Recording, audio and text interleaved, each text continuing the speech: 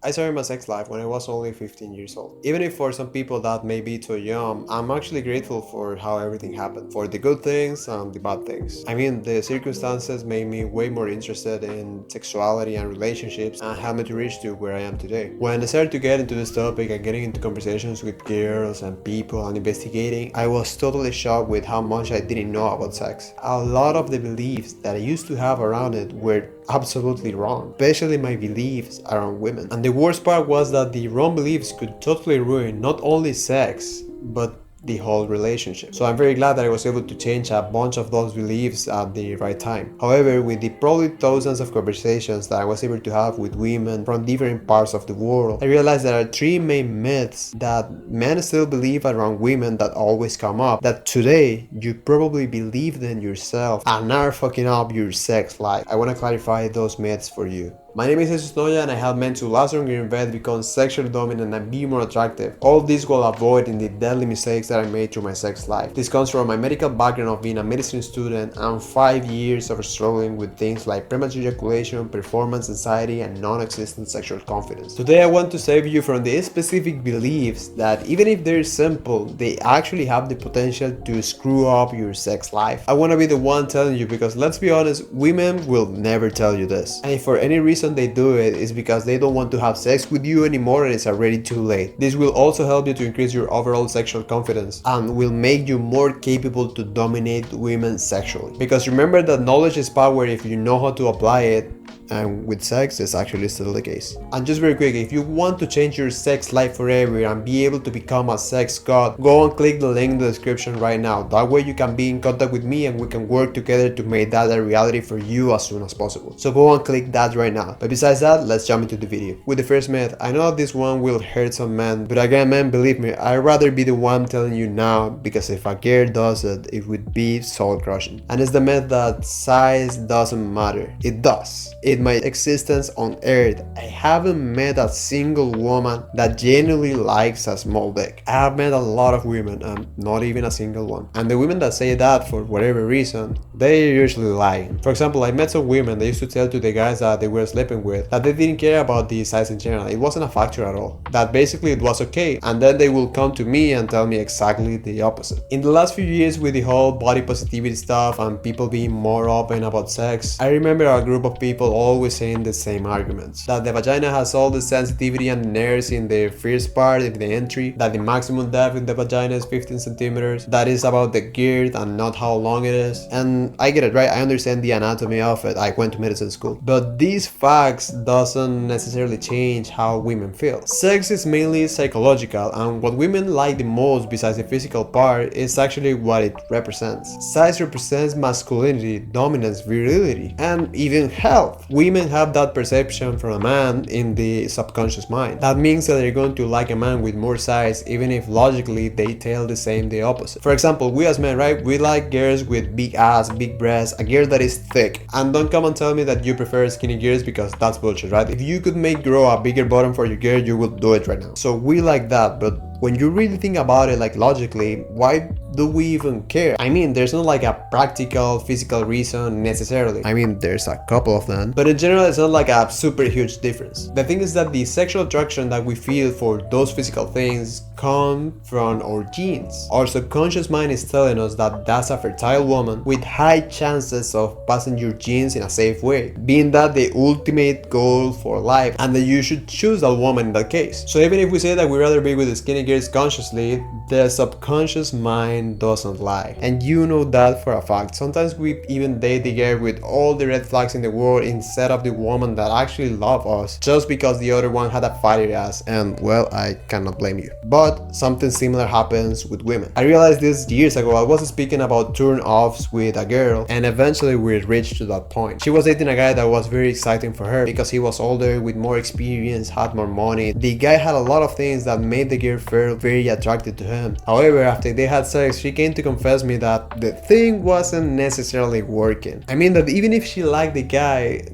there were some problems while having sex. She told me that she had to make an effort and still have sex with him because in the moment that she saw his dick, she felt totally turned off and had to even like hide her reaction from that, so he wouldn't feel like hurt or offended. Besides that, according to what she said, in the practical matters was really uncomfortable. She couldn't move the way she wanted. If she tried to do something in a specific, sometimes would go out and it was a little bit difficult to put it in again. And reaching to that point of connection between pleasure and pain that she used to love, that was just non-existent. But I think that the most important part was like the perception that she had of it, because she was already turned off just by seeing it. What are the sizes that women do like or don't like? First of all, let me tell you that this comes from the opinion of Latinas and some black girls, so it may be a little bit of bias there, but in my opinion, Latinas have a better opinion of how to have better sex, right? So I will listen to what they have to say. 15 centimeters is good enough. This is the equivalent in inches, and more than that is great. It's when you start to see like girls giving you compliments and mention it all the time. Yes, for an experience, they do that. 13 to 14 centimeters is like, it's okay. I mean, it's good. It's not something that women are gonna be impressed for, but it's cool, you know? And below that, that's when the turn off starts to appear. So those are the sizes. Now,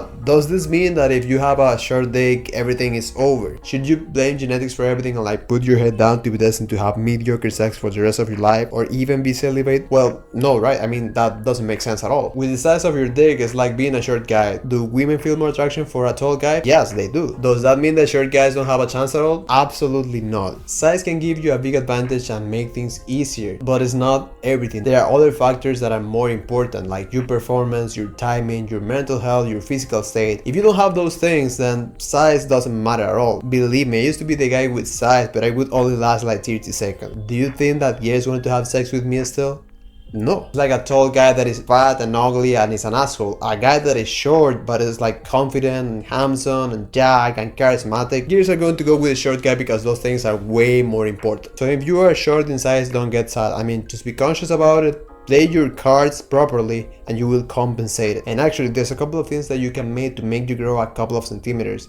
And just a couple of centimeters can make a huge difference. If you're interested in that, get in contact with me. Remember, go and click the link in the description. The second myth is that women don't enjoy sex as much as men. Like, they're not that sexual. Some people say it's totally the opposite, that women like sex even more. Others say that the myth is actually true, and some people say that it's exactly the same as men. Well, I want to tell you the things that I've seen in real life. One of the sexual partners that I used to have in the past was an absolutely beautiful Latina girl. Like the kind of girls that you would see in pictures or in other sites.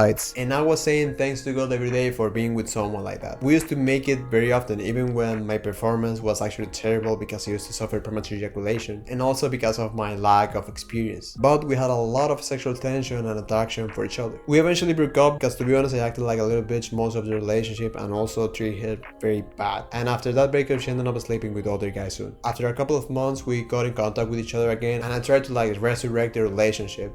But the sexual part was absolutely off. I was full of energy trying to be sexual with her and everything, but she wasn't responsive at all. And then one day she told me, it's just that I'm not a sexual girl, you know? And I thought that, you know, that makes sense because I'm a man, I have more sexual drive and libido, and she's a girl. That's absolutely normal what she's saying. So I believed that until I saw how she was behaving with other guys. After me, she met other guy and she was having sex with him all the time. And the times that I saw them together, the sexual tension was so much that it was like they were ready to have sex here and there. I used to hang out with them from time to time and believe me, they looked like they used to be very close to do it. So the problem wasn't her libido or that she wasn't a sexual woman. It wasn't because of her person or because she was a woman. The problem was me. I was the one turning her off and she would interpret in her mind that it was basically her fault. Because if we were in a relationship, we're supposed to love to each other, and if we were having sex and she didn't like it, then something was wrong with her.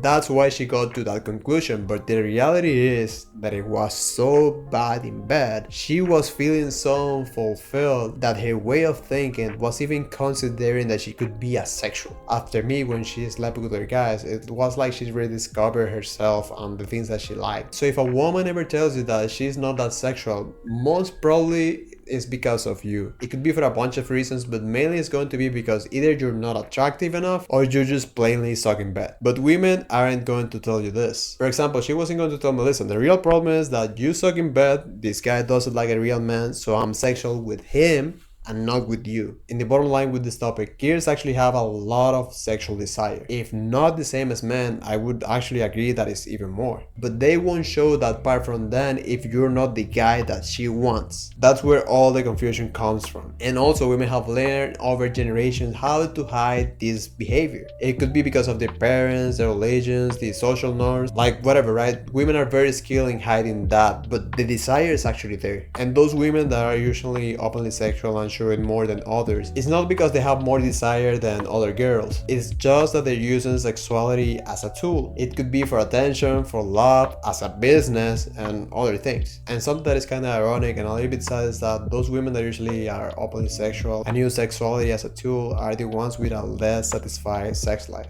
I met women from both extremes. Shy girls with cute faces and virgin look that are actually sexual demons, and literal prostitutes that have told me that they just don't feel hype for sex anymore. But in general, for every woman, the bar for sexual desire is usually the same, and believe me, it's actually kinda high. For this myth, have as a reality in your mind that women do love sex. And if they don't seem to be sexual, it's only with you. Women are sexual, but they're not sexual with you. Once you start to get that reaction from women, and you do this by improving your S&B, like your charisma, your status, your looks, how charming you are, you're gonna be able to see how women share this part of them with you. And also the sexual skills are very, very important, because once you guys have sex, if you did it like a real man, then what's going to happen is a positive feedback, and the more you guys make it, the more sexual it's going to be with you. If not, it's going to be the opposite. If you suck in bed, the more you guys do it, the less sexual she's going to be with you. So please try to be the first guy, start to work on it. The last myth that I see the most is actually killing a lot of relationships, and it comes usually from the idealization that we have around the girl that we're dating. Sometimes as men, when we fall in love with a woman, we start to portray her as she's pure and divine and soft and girly and all these things, right? Like you should pray every time you see her because of how holy she is. This is especially when we are like in the beginning stages of dating, and because of this, when the time to have sex arrives, we assume that a girl like that will like you to be gentle. Interpret gentle as soft, vanilla, slow, romantic, careful. Just picture in your mind that kind of cute sex with that specific kind of girl. Some men make that assumption and it's absolutely fake. If there's something I learned from 5 years of premature ejaculation, is that girls don't like you to go slow and cute. For example, there would be times where I felt that I could hold it if I just keep a certain pace, if I just go slow. So I tried out like being slow and cute, and every time that I did that, they would start to ask me to go harder and deeper and faster. Not a single time they like me to be gentle. And this is a general consensus for all type of women, no exception. And you may say that, nah, this is only my personal perspective, that for sure there's some girls out there that like and enjoy